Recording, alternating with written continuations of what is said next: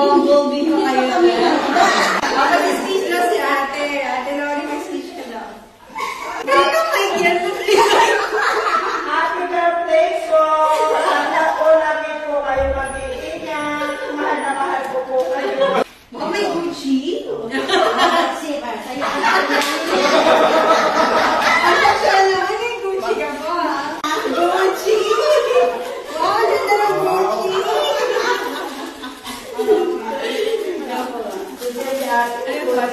Alam ko to pa. Robe! Ay! Ikaw sa robe. Thank you! Ay, saka favorite color ko. Thank you naman. Happy birthday! Happy birthday! Happy birthday to you!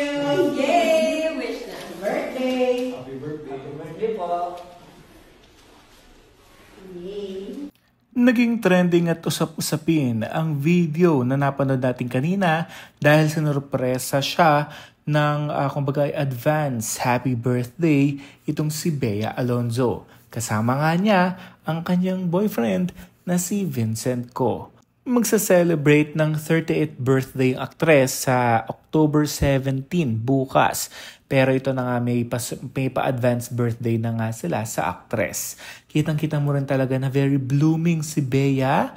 At may mga nagsasabi sa mga netizens na kumbaga nag-iba ang itsura ni Bea. Dahil nga kumbaga may sinasabi sila na parang buntis nga bang actress? Meron ba tayong kailangan na hintayin na announcement? Well, si Bea lamang at ang kanyang pamilya ang nakakaalam at kung ano nga ba ito. Ako naman bilang tagahanga ni Bea, masayang-masaya ako kahit na sinet aside niya muna ang kanyang career. Nag-focus muna siya sa kanyang business and at the same time sa kanyang buhay, love life, pamilya at private life.